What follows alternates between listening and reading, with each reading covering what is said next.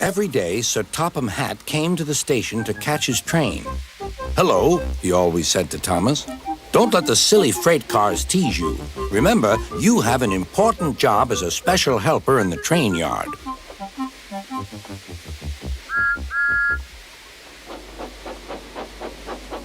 There were lots of freight cars, and Thomas worked very hard pushing and pulling them into place. There was also a small coach and two strange things his driver called cranes. "That's the breakdown train," he told Thomas. "The cranes are for lifting heavy things like engines and coaches and freight cars." One day, Thomas was in the yard. Suddenly, he heard an engine whistling. "Help! Help!" A freight train came rushing through much too fast. The engine was James, and he was frightened. His brake blocks were on fire. "They're pushing me! They're pushing me!" he panted. "On! On!" laughed the freight cars, still whistling, "Help! Help!" Poor James disappeared. "I'd like to teach those freight cars a lesson," said Thomas the tank engine. Soon came the alarm. "James is off the line! The breakdown train! Quickly!" Thomas was coupled on, and off they went.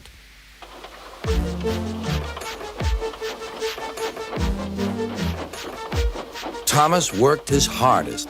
"Hurry, hurry, hurry," he puffed. He wasn't pretending to be like Gordon. He really meant it.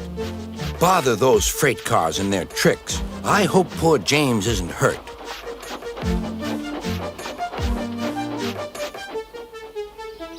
James's driver and firemen were feeling him all over to see if he was hurt.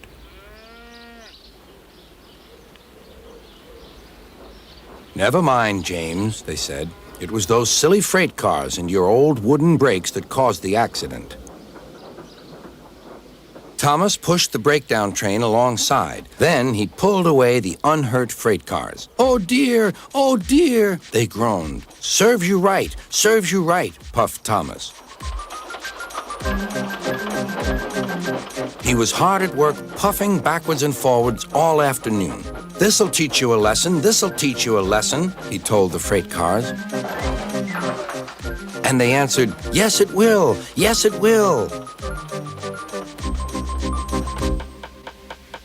They left the broken cars, then with two cranes they put James back on the rails.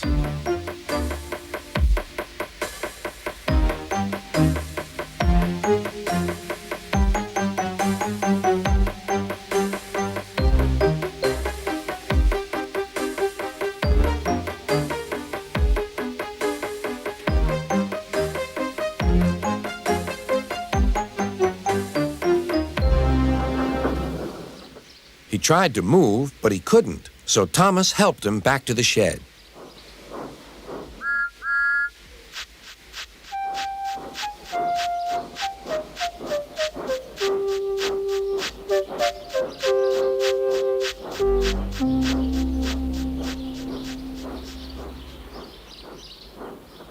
Sir Topham Hatt was waiting anxiously for them. "Well, Thomas," he said, "I've heard all about it, and I'm very pleased with you. You're a really useful engine. James shall have some proper brakes and a new coat of paint, and you shall have a branch line all to yourself." "Oh, thank you, sir," said Thomas. Now Thomas is as happy as can be. He has a branch line and two coaches called Annie and Clarabelle. He puffs proudly backwards and forwards with them all day.